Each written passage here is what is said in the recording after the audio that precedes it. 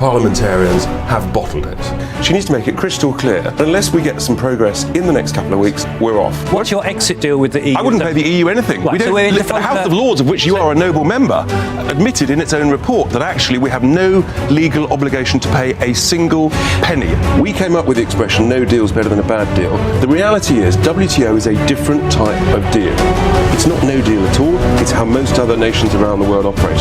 There's a huge opportunity if we leave without the terrible deal. We can take back control faster, sooner, and we can give much more certainty to business.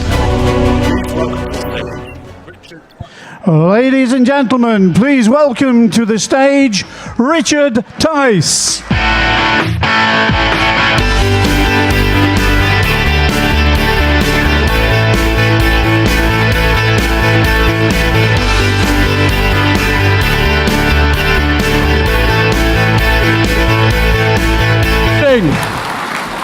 Thank you very much for that fantastic welcome. Good evening, Newport.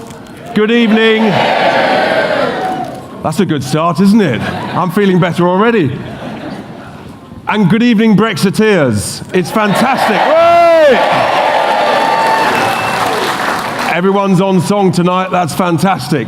Because I need a bit of audience participation. Some of you are standing, but some of you are sitting. But all of you, we need you to make a massive noise that we send to Westminster. So, ladies and gentlemen, what do we want? Do we want Brexit? Yeah!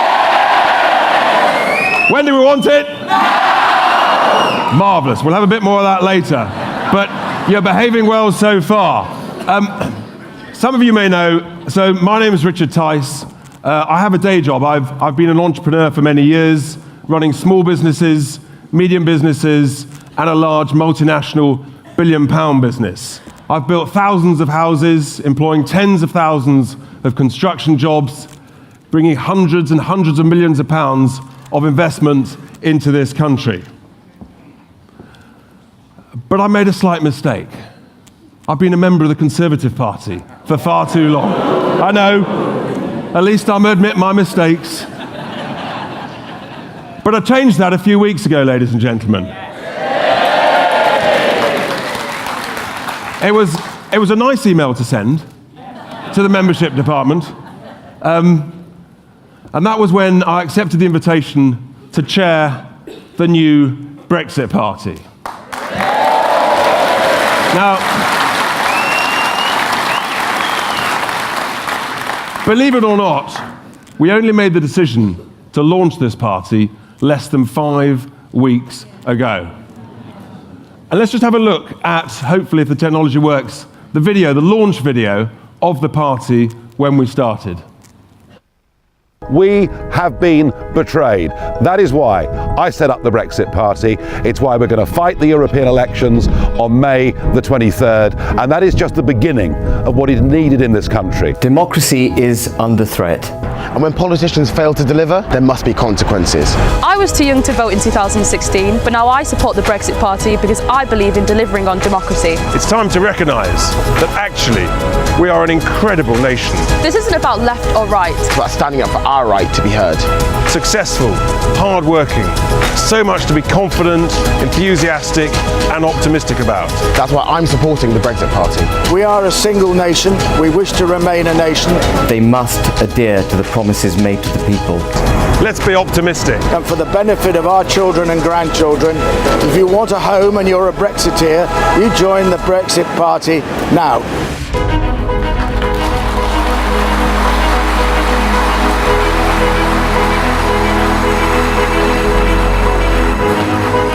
We can do so much better than currently we're getting from our members of Parliament. We want to be an independent, self-governing nation. It's not often that he loses his voice, I tell you. You'll be pleased to know he hasn't lost it this evening. Join us, help us, support us, and do what you it's can for us. Ladies and gentlemen, just in these 4 weeks, over 70,000 people have signed up and paid their £25 to be a registered supporter. And if you haven't signed up, please do, because we have a real movement. There is something happening, ladies and gentlemen, because frankly, those of us who believe in this great nation, those of us who are proud of our great nation, who celebrate our achievements, and the greatest thing of all, democracy, we've had enough. Enough is enough.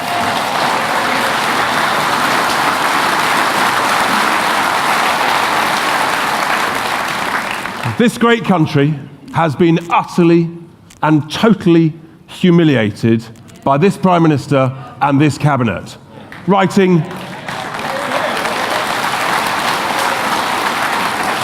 not one, but two begging letters to overseas leaders and bureaucrats in Brussels as to how we should govern ourselves. There is no greater humiliation. Incompetent leadership, incapable negotiators, untrustworthy politicians doing dirty, nasty, backroom deals.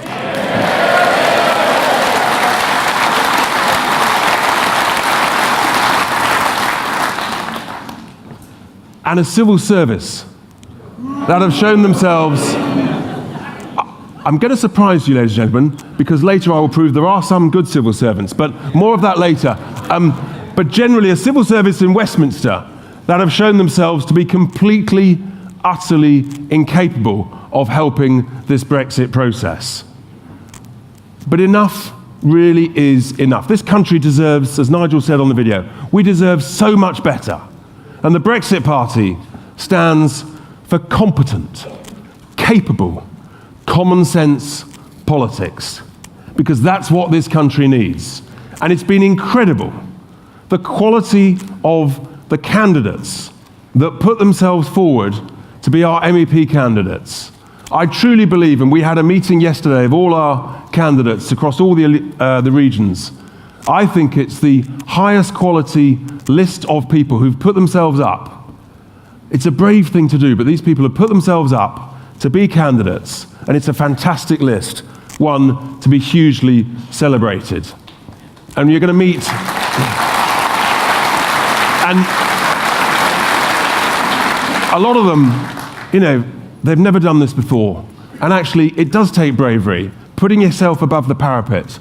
A number of them have taken a significant personal and financial risk. But that is the depth of anger and frustration and irritation at the incompetence of our current governing class. And it's got to change.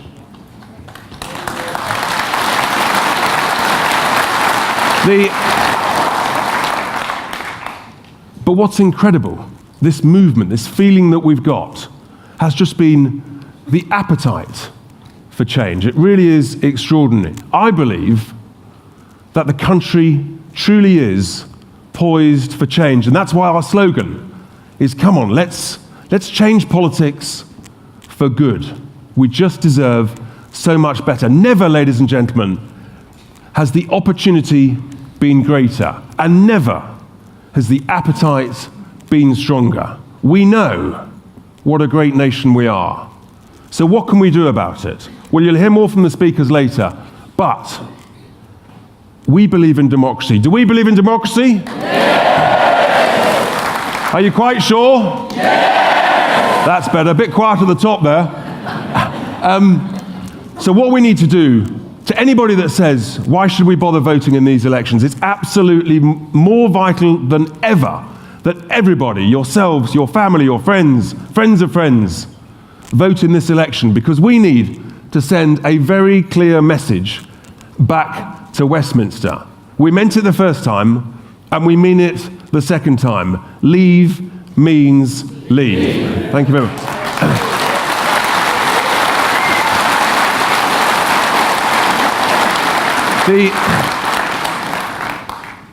The truth is, unlike all the other political parties who viewed Brexit as some form of problem to be mitigated, ladies and gentlemen, let's spread the word. Let's spread the great secret that this new party will keep banging the drum on. Brexit is a huge opportunity. It's an opportunity to be embraced.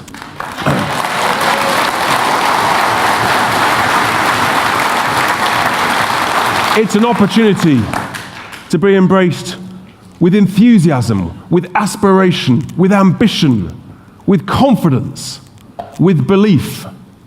But of course, ladies and gentlemen, that all requires leadership. And there's not much of that in Westminster, is there? But if we achieve our aims and our goals, this can change. Because, ladies and gentlemen, we here and our friends and 17.4 million Brexiteers, we believe in Britain. Do we believe in Britain? Yeah. Does the top level believe in Britain? Yeah. That's better. They're not as good as, but we'll get them better later on. So, to our first speakers. So, in Wales, we've got 4 fantastic candidates, of which we're going to hear from 3 tonight. The 4th would love to speak, but she enjoyed herself so much at yesterday's training day, she lost her voice. Hopefully she'll get it back for the campaign trail. But our first speaker is well known to you. He's been an MEP for the last 5 years. He's also, before that, he was a very successful entrepreneur. He employed over 200 people. Please welcome to the stage, Nathan Gill. This is not what we voted for. It said very clearly on the ballot paper to stay in the EU or to leave. It said nothing about arranging a deal. It said nothing about triggering Article 50. It said nothing about any of these delaying tactics. All of these claims that they made, not one of them have proven to be the reality. Our economy has boomed, whereas other economies within Europe have gone downwards. It's a national disgrace, and quite frankly, I am furious that this is the best deal that she could get. Quite frankly, my 14-year-old son could have negotiated a better deal than this dog's dinner.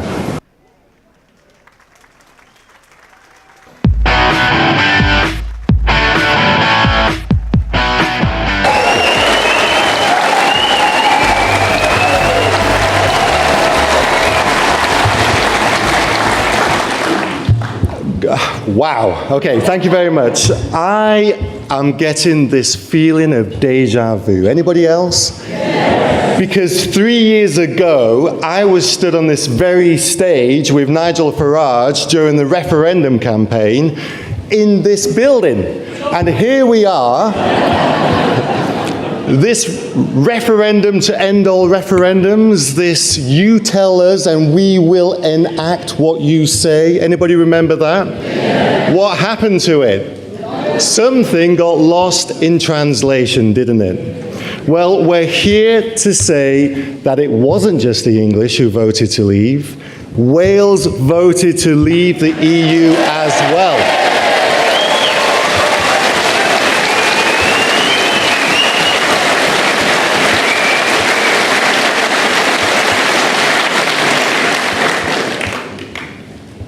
With an amazing 72% turnout, the people of Wales voted 52.5% to leave compared to the 47.5% to remain.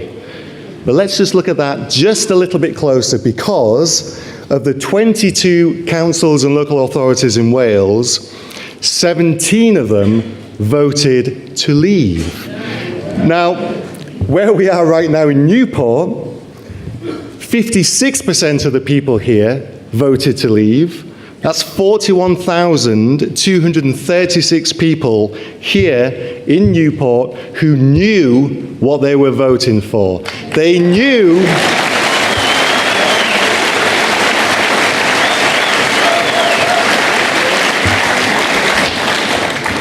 just cast your memories back 3 years to that ballot paper.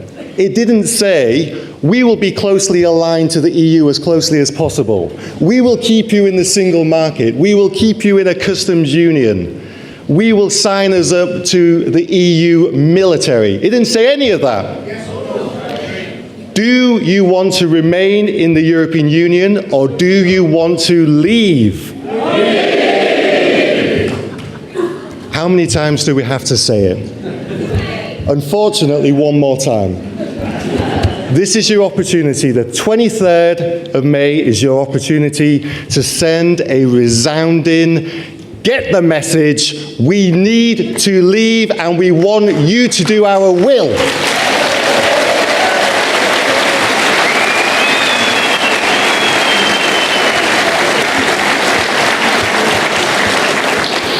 Now, can you remember what happened in 1997 regarding a referendum?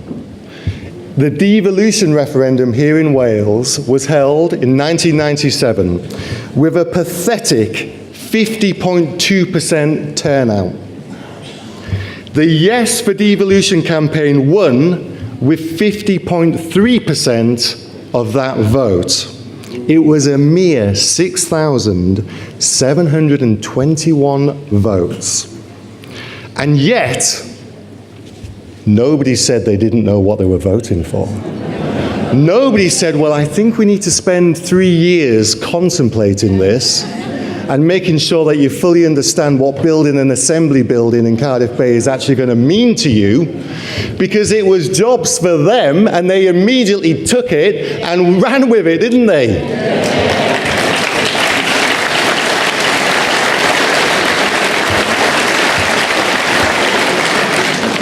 And bizarrely, we've spent the last 3 years with AMs debating something that's not even devolved. They're debating the referendum. It's bizarre. They've got plenty to get on with. We've got a failing NHS, education.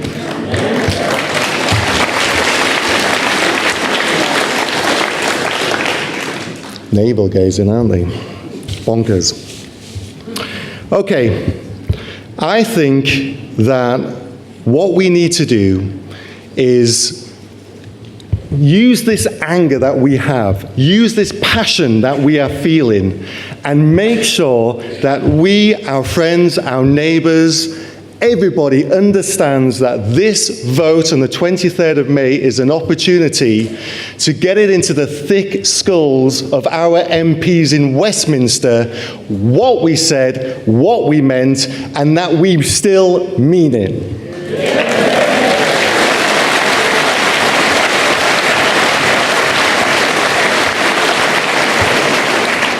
I just want you to imagine for a minute, okay, that you're in the office of the Foreign Secretary of Great Britain, and one of his aides has just come up to him and said, we've got a problem. In a third world country, there's been a presidential election, and the president is not willing to stand down and accept the result because he's lost. So, the Foreign Secretary picks up the phone, a phone line straight to this man, this president, and he says, now come on, democracy must prevail. The people have spoken, and we ain't going to give you any more foreign aid if you're going to mess around like this. You have got to make sure that your people's voice is heard, and you've got to ensure that this new man becomes the president. You've got to step down. Like what you did with the referendum result in Britain. We're losing our place in the world.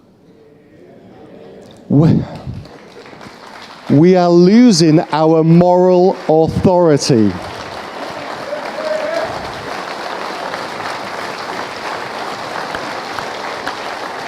We are the nation that gave the mother of parliaments to dozens and dozens of countries around the world, and they still look to us.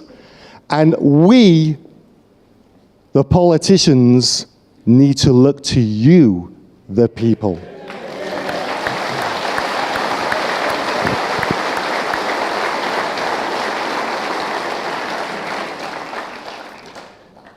This is now a battle of the will of the people against the will not of Parliament.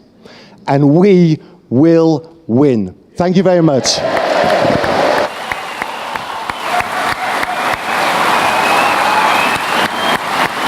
Brilliant. Fantastic. Sit, grab a pew next to me. Isn't it great? Committed, passionate, and determined, like all of us here today. Our next speaker is a very special person indeed. Although she needs little introduction, I'm going to give it a go. Hard to know where to start, really. But she was a Conservative MP for 23 years. But the truth is, that was just her warm-up act. Because then She discovered Strictly Come Dancing. And not content with that, she discovered Celebrity Big Brother. Before we welcome her to the stage, let's just watch a video of Anne in action. We are in a complete mess. We've got the worst Prime Minister since Anthony Eden. We've got the worst leader of the opposition in the entire history of the Labour Party. And we've got the worst Parliament since Oliver Cromwell. And with that combination, we are actually engaged in the most important international negotiations for 50 years. No, let me finish this sentence, Adam, then over to you. There's a growing disengagement between the people and Parliament. And what I want is an overwhelming Brexit victory on May the 23rd. That's what I want. Ladies and gentlemen, please welcome to the stage Anne Widdecombe.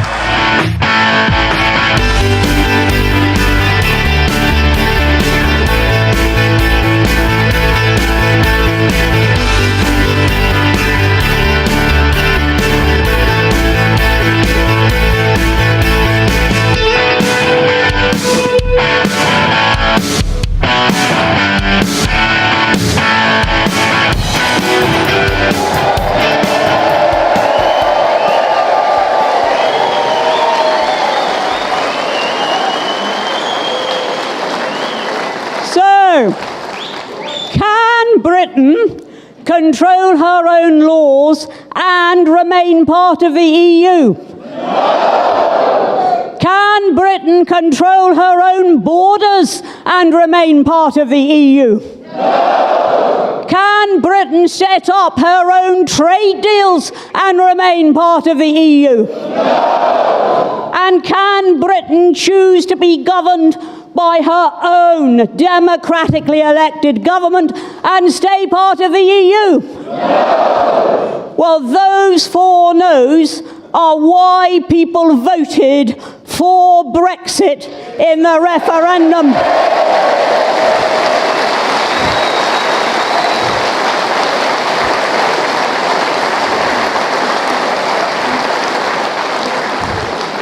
And the patronising nincompoops who say that we didn't know what we were voting for actually reveal their own ignorance, because by voting to remain, they voted for Britain to stay helpless.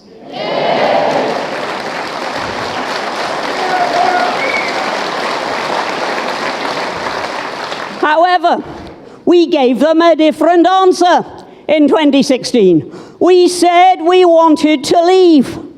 And lo and behold, both major parties at Westminster stood on a manifesto saying that they would implement the will of the people. And have they been implementing the will of the people? They have actually spent the best part of 3 years asking the EU for their gracious permission to leave.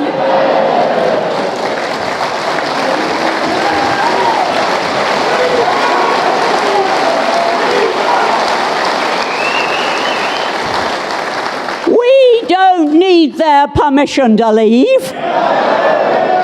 We tell them we're going, and if they don't understand it, we can talk to Juncker in a language which he does understand, and we can say, nous allons, monsieur, nous allons.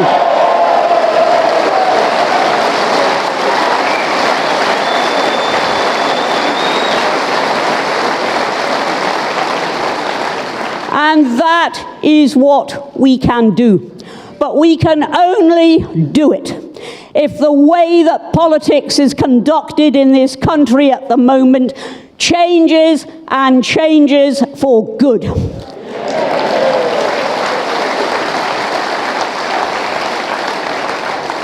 So our mission in these European elections is a very, very simple one. We have to reaffirm the vote of the British people, and we have to send shockwaves through Westminster, which tells them that if they don't listen and if they don't deliver, then come a general election, they may find themselves out.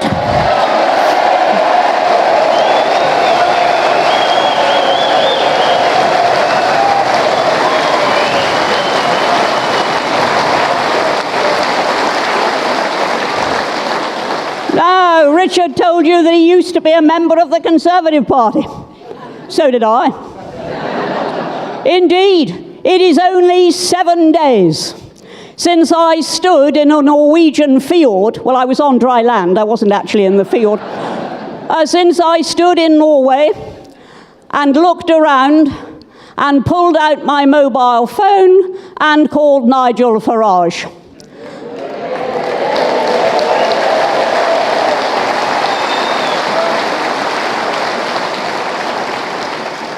And when I arrived back in Poole, I was met by a member of the Brexit Party who said, "Come and sign your nomination papers."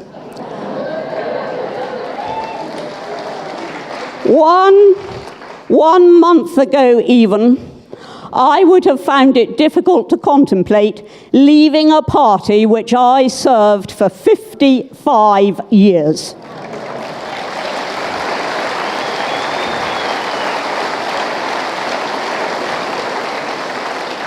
But that party is no longer serving you.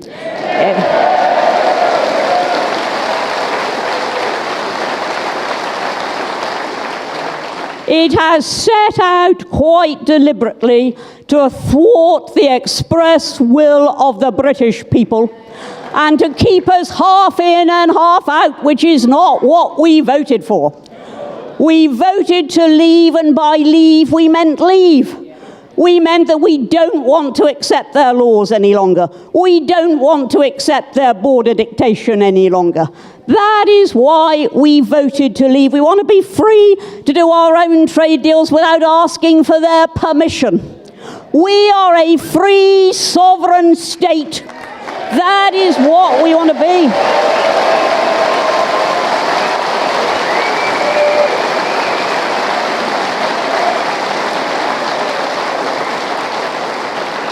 And if we are not free, and if we do not free ourselves, then we betray the legacy of 2 generations ago.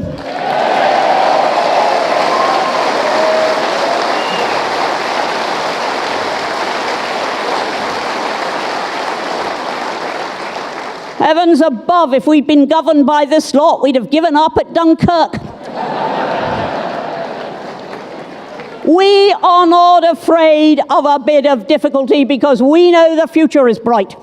And we owe it to generations to come that they should be born and thrive in a free, self-governing country, not in some vassal state.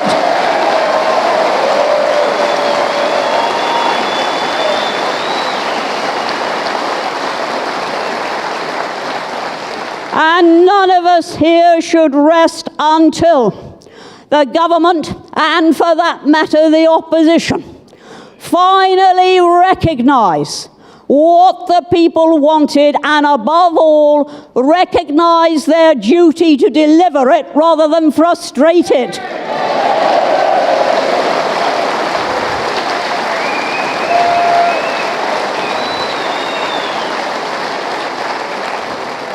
Now that's why I have joined the Brexit Party.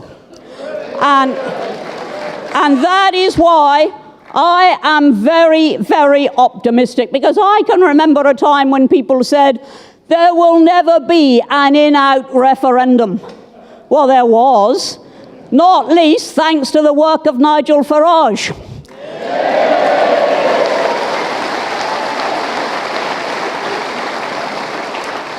And then people said, you'll never win that referendum. And Project Fear went into overdrive. And our lords and masters tried to terrify us into remaining subject to the EU. And we told them where to get off.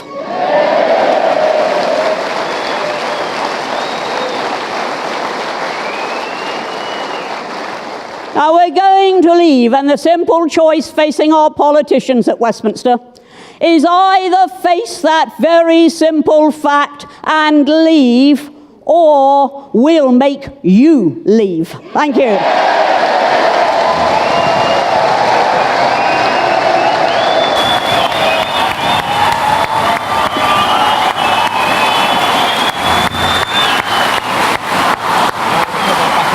That's fine, yeah. Isn't she great?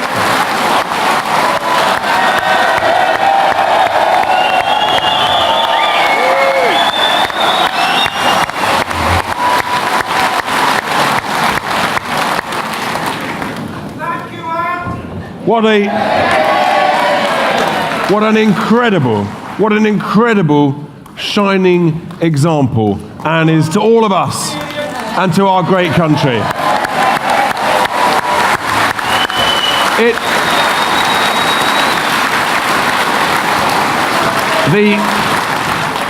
The bravery that Anne has shown, the courage, the determination, and the passion for our country, and the passion for democracy is absolutely incredible. It's awe-inspiring, it really is.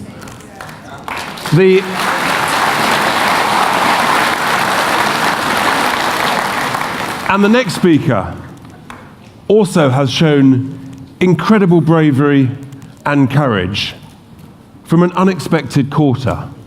We had over 1,300 applications to be MEP candidates, and there was a small number who were members of the civil service.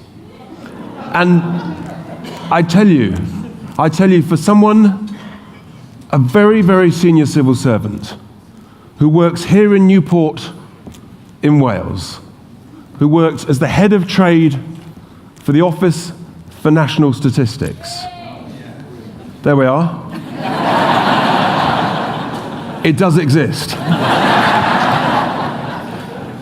For that person not only to apply, but having been accepted, to make that courageous decision with his wife and with his family to say, actually, I'm going to go into the office tomorrow and I'm going to resign my job and I'm going to be kicked out immediately because I believe in democracy. That is quite something, ladies and gentlemen.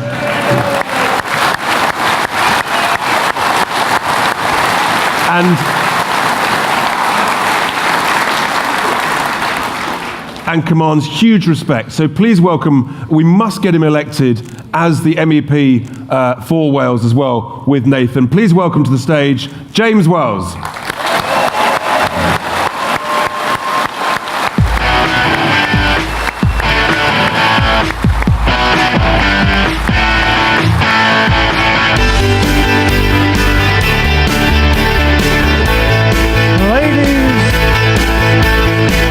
Ladies and gentlemen, please welcome James Wells.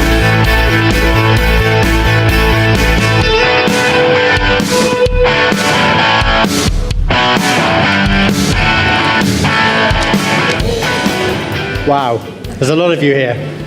Good evening, everybody. I said good evening. Okay, now before we get started, I'd just like to do a quick poll. Please put your hands in the air if you're absolutely sick and fed up of our MPs and our Parliament in Westminster. Brilliant. I can identify with that because I've watched over the last 18 months all of the debates in the Commons and all of the votes with increasing despair for our country. And it's made me really angry. And about a month ago, I got so angry at what was going on in Westminster that I went for a walk. And it was quite a long walk. In fact, it was more like a march. And I joined the March to Leave.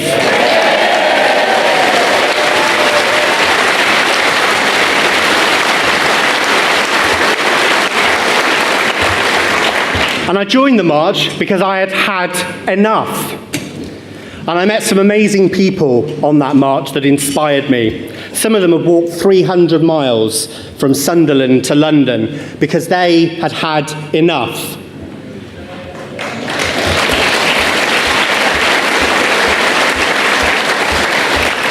And this inspired me to want to do more than just stand by shouting at the television every night.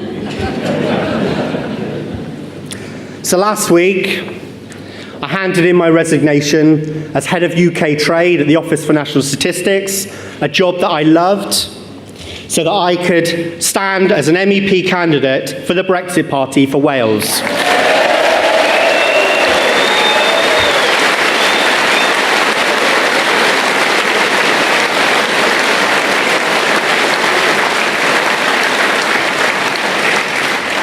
Now, there's a lot of people up and down the country that want to talk our nation down.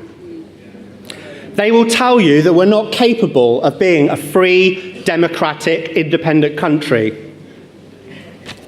So let me just give you a few figures. Last year, the UK exported £634 billion in goods and services. The UK is the second largest exporter of services in the world, behind the United States.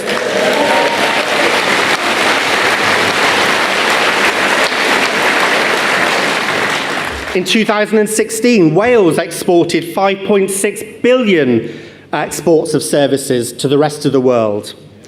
And last year, Wales exported 17.2 billion in goods to the rest of the world. And that's actually 4 billion larger than 2015 before the referendum.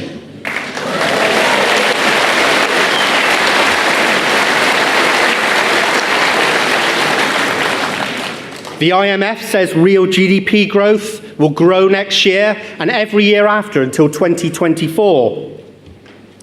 And as I see from the latest employment figures, Wales now is the fastest growing region in the UK for employment.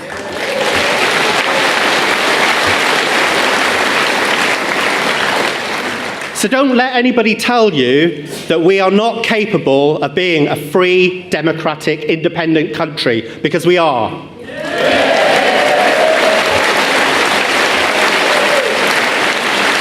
And do you know why? Because we will make Brexit a success. So what you need to do after this evening is spread the word that the Brexit Party is here. We stand for democracy, and we stand to make this country a free and independent nation once again.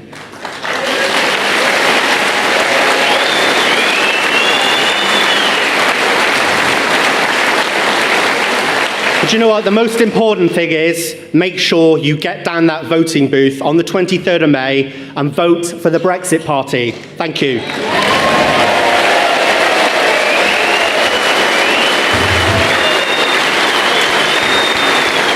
Thank you.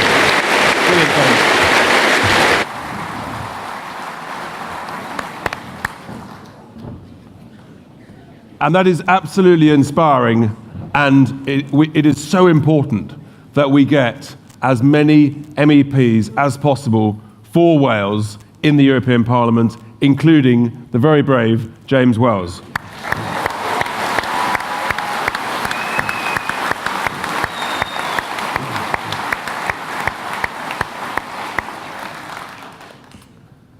Our third candidate for Wales is also very brave for standing up, putting his head above the parapet with all the grief that comes with it, the stuff on social media, you know, the friends who may say, why are you doing this?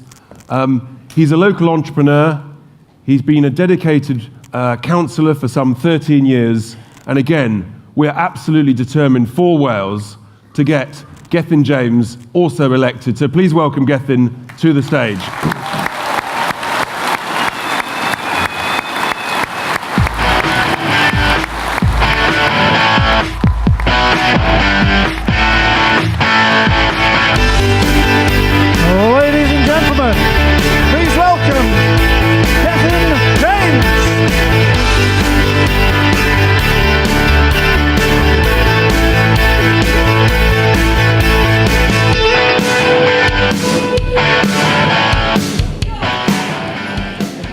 Noswaith dda, Casnewydd.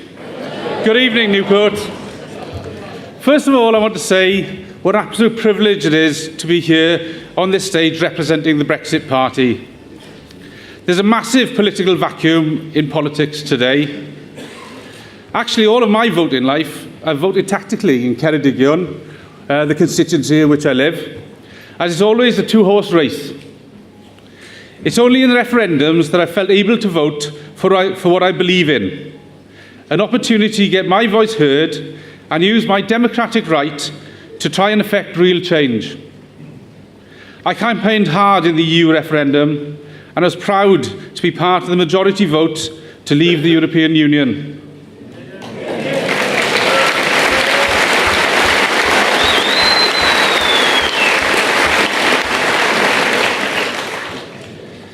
I truly believed my vote had mattered. But here we are, after 3 grueling years of being told that we weren't educated enough to know what we were voting for, once again fighting for our voice to be heard. Our politicians lied to us. They put the decision to us in that referendum and told us that it is a once-in-a-lifetime decision and that they would implement our decision. They haven't done so.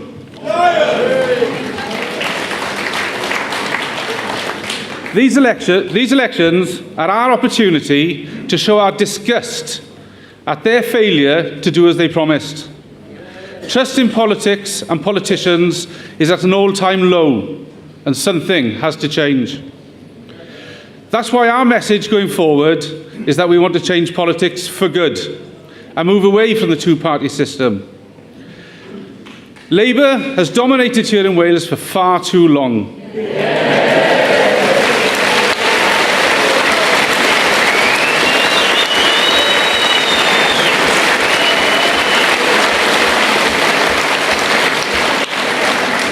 Let's rock them to their core and send a clear message that we want them to respect our decision to leave.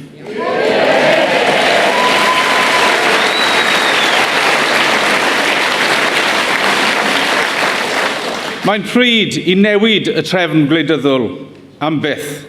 Diolch yn fawr.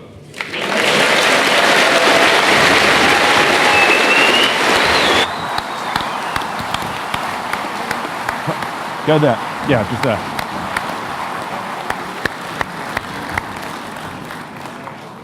Isn't he great, Gethin? And he's absolutely right. We've got to send a huge message to all of the existing political parties that have been so complacent. It's time for change, ladies and gentlemen. It is time to change politics for good. This country truly does deserve so much better. We deserve better leaders, strong negotiators, who know how to spend our taxpayers' money wisely, invest it properly. They know how to do things, to get things done, and to make things happen. And that's the quality of candidates that we have, and some of which you've seen today. But we talk about leadership, ladies and gentlemen, and our final speaker, I believe, is the greatest leader this country will soon have.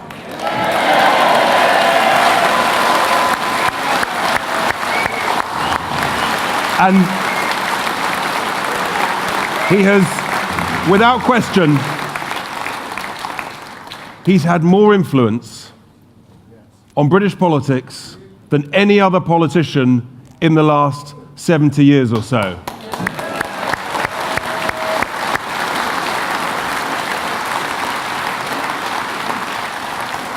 So before we welcome Nigel to the stage, let's just remind ourselves of him in action on the video. As if we need any reminding. The Brexit Party into those European elections, as it now looks certain they will happen. Anybody that has ever been in business knows that when you sit down for a negotiation, both sides are prepared to walk away unless terms can be agreed. Westminster used to be known as the mother of parliaments, and here we are behaving, frankly, like a banana republic, ignoring the views of the people. People weren't agreed on what leave meant. Simple. There leave, was no full stop. manifesto. Leave, full stop. But there is Leaving no the single market. Ladies and gentlemen, please welcome to the stage Nigel Farage.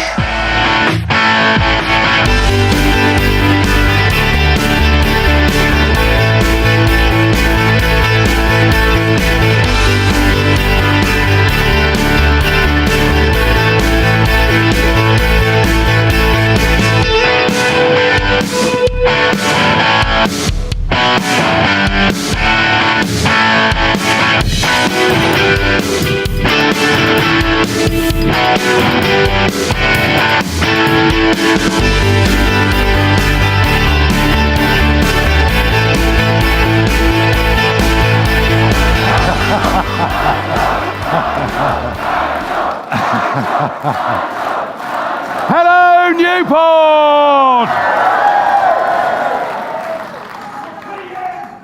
I'm back. Yeah, I'm back. I was here 3 years ago, as Nathan said earlier.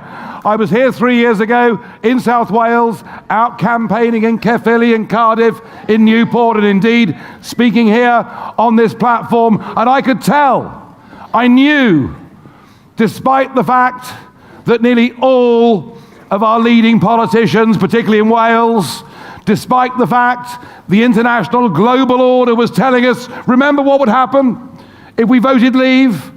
Indeed, George Osborne, our Chancellor, told us. Oh, I've got better than him coming up, don't you worry. George Osborne told us there'd be an emergency budget, interest rates would rise, taxes would go up, 500,000 jobs would be lost immediately, companies would leave the United Kingdom, plagues of black locusts would descend. Well, they might as well have said it. But I got the feeling in that week running up to the referendum here in South Wales and around the rest of the United Kingdom, I got the feeling that despite the threats, despite even President Obama coming over to tell us that we'd be at the back of the queue, I got the feeling that through all of this, we actually were independently minded people. We'd make our minds up and we would vote to take back our independence. And I have to say, as the dawn came up on the 24th of June in London, I thought we'd done it. I thought we'd won. I thought we would.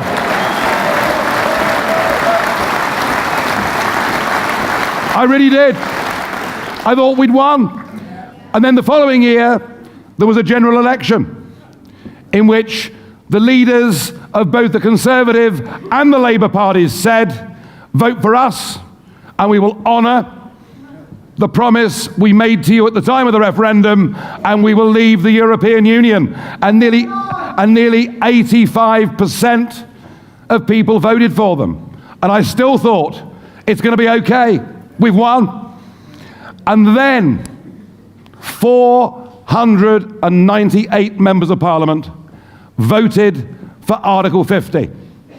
And Article 50 said we were going to leave the European Union at 11 p.m. on the 29th of March 2019 with or without a deal.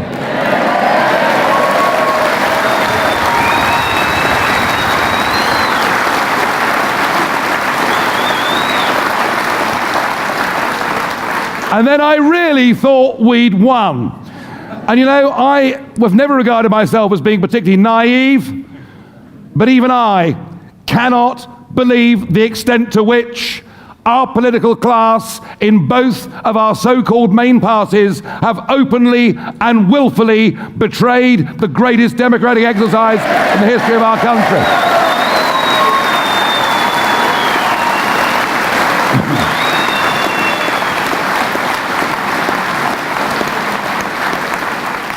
They told us we were going to leave on the 29th of March, and then Mrs. May,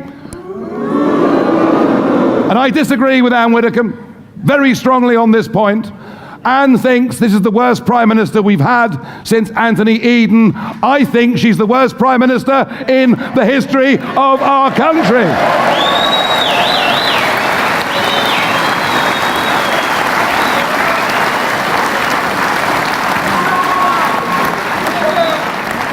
She told us we'd leave on the 29th of March. She then told us we would leave on the 12th of April. She then told us we would leave by the 30th of June. And now she tells us we'll be leaving on the 31st of October. Halloween, trick or treaty, I wonder. In fact, our exit date has now got more dates than a child's advent calendar, it seems to me. And here's the truth of it. If we allow this Conservative government and this Labour opposition, if we allow them to continue on their current course, we will never, ever get the Brexit that we voted for. And we know what we voted for. I've had enough of being told that because we voted Brexit, we're thick, we're stupid, we didn't know what we knew exactly what we were voting for in that referendum.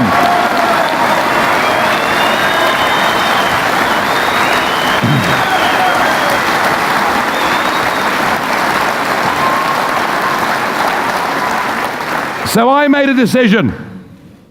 I wasn't, after 25 years of campaigning endlessly the length and breadth of this Parliament, I wasn't, after 20 years of doing battle in the European Parliament up against my good friends Herman Van Rompuy, Michel Barnier, Guy Verhofstadt, and of course, top of the pops, Jean-Claude Juncker.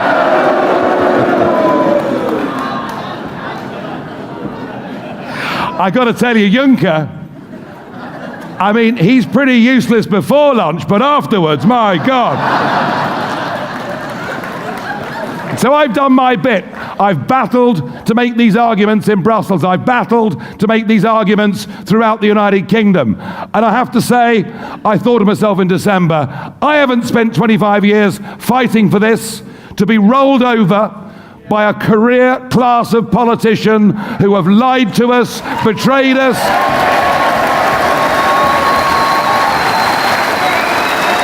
Not going to happen. Not going to happen.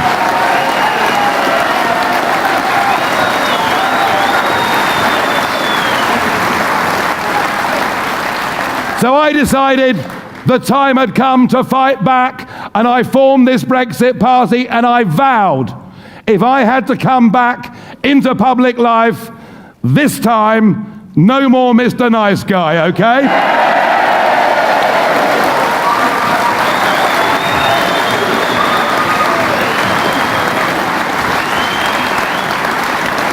And by that what I mean is this party, this campaign that we're embarked upon, heading towards the 23rd of May, this is no longer for me just about getting the United Kingdom out of the European Union. There is something bigger.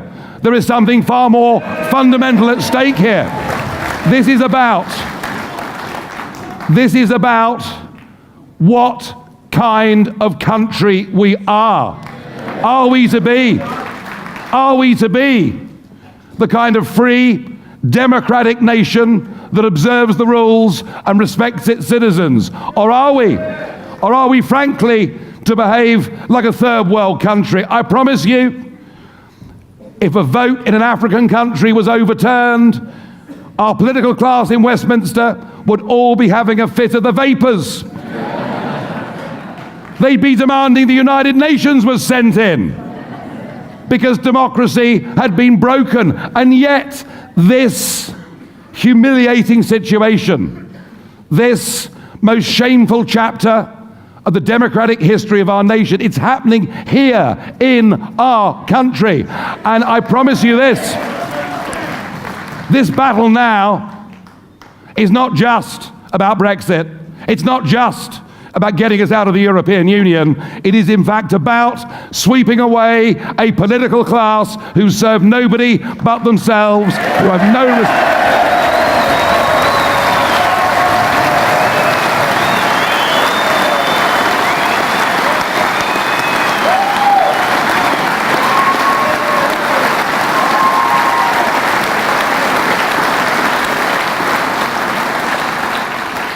This is about changing politics for good. This is about the rebirth of democracy, making it fit and proper for the 21st century. It's about sweeping aside, if they won't listen, two political parties who now serve nothing but themselves. It's about getting a parliament that actually represents the view of the people of this country. It's about readjusting the relationship between the people and the politicians. The point is, they think and they behave as if they're the masters and we're the servants. And the process that we're going to begin on May the 23rd is we're going to make them know when we win those elections that we are the masters and they are the servants.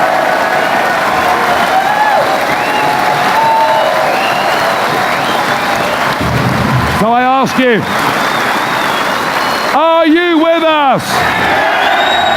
Will you support us?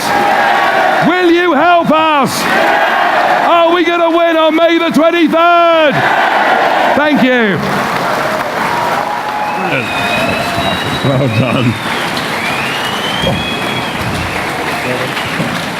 Hot work out there. Just give us a bit. I think it's fair to say, ladies and gentlemen, he hasn't lost his touch, has he? In fact, for the good of our country, we all hope he's just warming up. A bit like Anne, really. So, we've got a few questions that people have given us, and yes, politics is, of course, a serious business, but there's no harm in, quite rightly, people have put forward some fun questions. And I'm always tickled by this one. It's come up a couple of times. Nigel, what is your favourite beer? Well, I have to say, I do quite like Brains, which of course is produced very locally. Although I have to tell you, I have cut down a bit lately, and I've lost some weight, and I've been getting fit because, and I said to my family at Christmas, I said, you know something, I feel I've not yet fought the biggest political battle of my life, and I was right. So I'll enjoy a pint or two, but I've got to keep fit because we've got to win and beat this political class who betrayed us.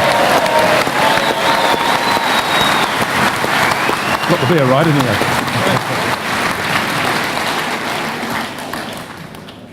it? David from Bridgend asked a very good question of Anne, actually. If Margaret Thatcher was Prime Minister today, do you think she would have honoured the result of the referendum? Would we have left by now? I have absolutely no doubt that had Mrs. Thatcher been Prime Minister in 2016, we would have been out by 2017.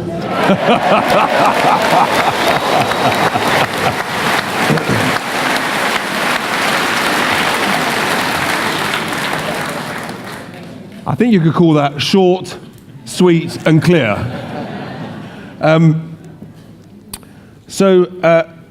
Here's a really important question for Nigel. Will change politics for good, and this is from James in Swansea, will changing politics for good mean that we'll stand in a general election, and please, and how do we do it?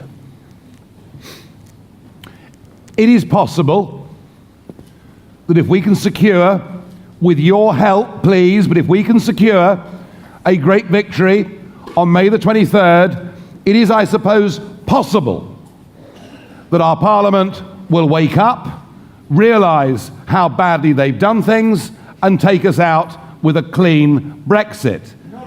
And then pigs might fly.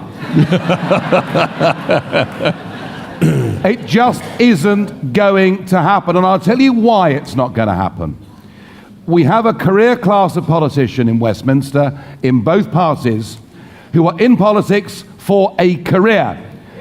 They have very little to offer the world outside of politics, and they love the embrace of the big politics of Europe. They love the embrace of the politics of the giant multinationals, and they genuinely do not think that we are good enough to run our own country. I wonder what you think. Do you think we're good enough to run our own country? And that's the point. We are lions led by donkeys, in my opinion. That is how I feel about this.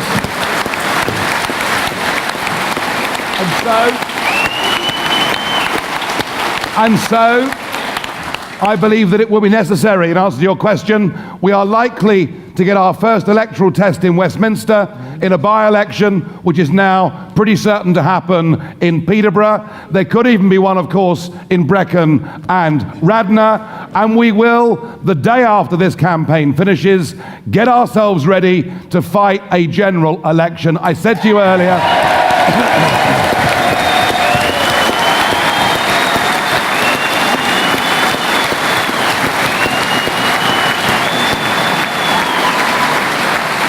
this is no longer just about getting us out of the European Union. It's about getting back our democracy and getting people in Parliament that will respect the will of the people of our great nation.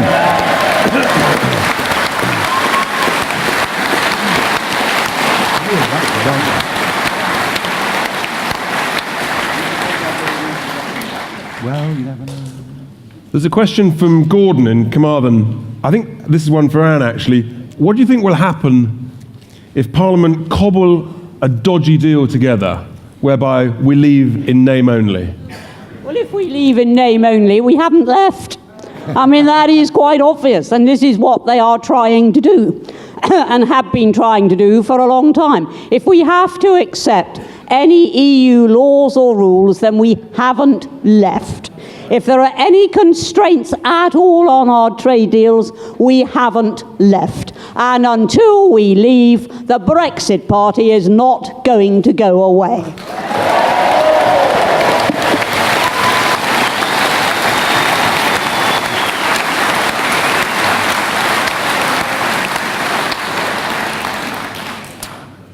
And then Dean from Cardiff, he asks a really important question as we face these elections and beyond. How can I get more involved campaigning where I live? Nigel, what are your thoughts on that? Well, Dean, I mean, look, it's quite simple. The first thing you can do is to become one of our registered supporters. And isn't it wonderful that in the space of 3.5 weeks, there are now 76,000 people who are fully paid up, registered supporters of this party. And Dean, successful politics is as much about perspiration as it, on this stage tonight particularly, it's as much about perspiration as it is about inspiration. And I think in Wales, this is what needs to happen. We all know what a complete mess the Conservatives have made of Brexit. We all know how deceitful and awful Mrs. May's new treaty is, and the Conservatives rightly will be punished in these elections. But the real story here in the valleys, the real story in the Labour heartlands is what Labour have done since that referendum.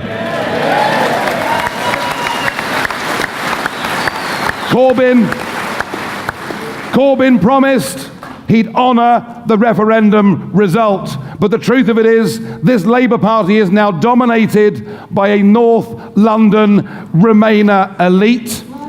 And all the while, he tries to play this game of sort of constructive ambiguity where he pretends in Islington that he's a Remainer and he pretends here in Newport that he's a Leaver. The truth of it is, in slow motion, the Labour Party are betraying the will of the people. And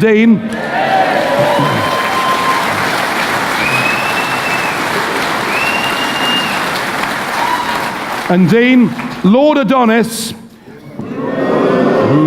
who is now standing against Anne Widdecombe in the West Country,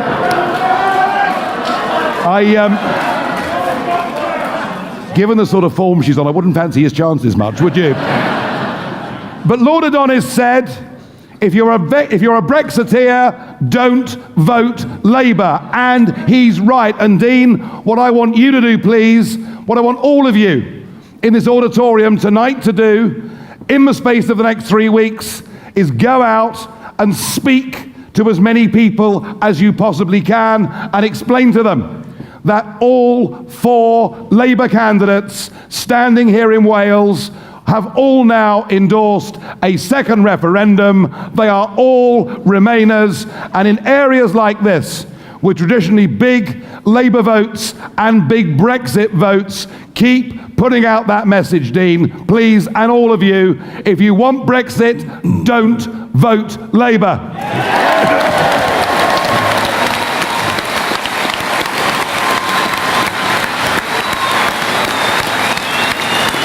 One more.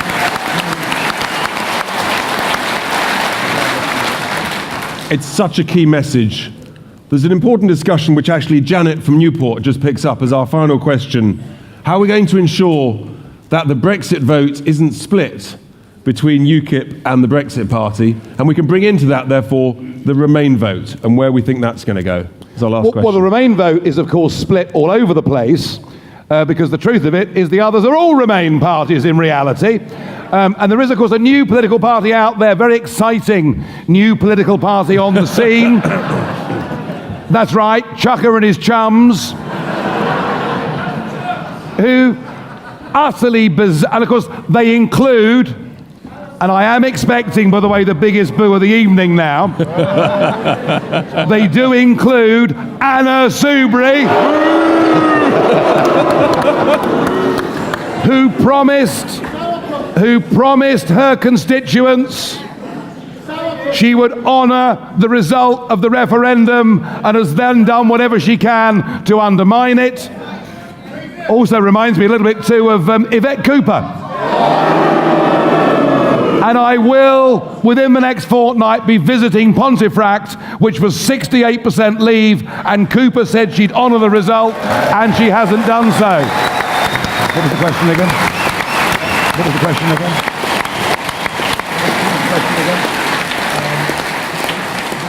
It was just about the UKIP vote. Then it comes to the Leave vote. There are two parties standing that advocate leaving the European Union. One of them is a party that I was a founder member of, that I was national campaign chairman of, that I was party chairman of, and that I was leader of for 10 years, and that I, be honest, I was very proud to lead in 2014 into winning the European elections, which was the first time since 1906 that a party that wasn't Labour or Conservative had won a national election. I was proud that we terrified Cameron into making a promise of a referendum.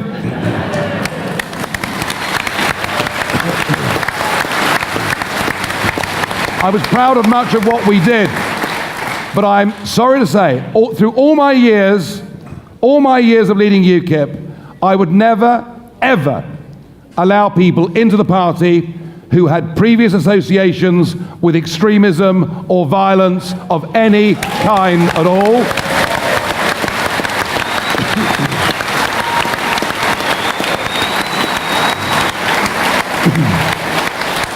The party has taken the wrong direction. Its poll ratings are falling off the edge of a cliff. They are becoming an irrelevance. There will not be a split vote. And I think in the end, history will say that UKIP played a very important role in British politics. But what we've got now with the Brexit Party is a fresh start with fresh people. Look at the calibre and quality of those I'm sitting with on this platform tonight.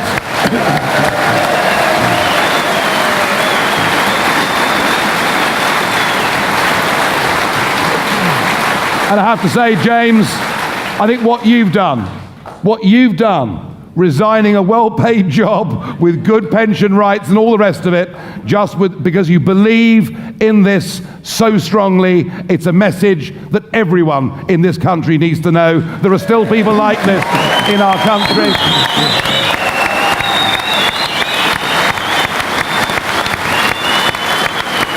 I believe I can lead the Brexit Party onto far bigger, far greater achievements than I ever did under UKIP. I'm excited about it. I really believe Britain needs the Brexit Party, and the Brexit Party needs you. Is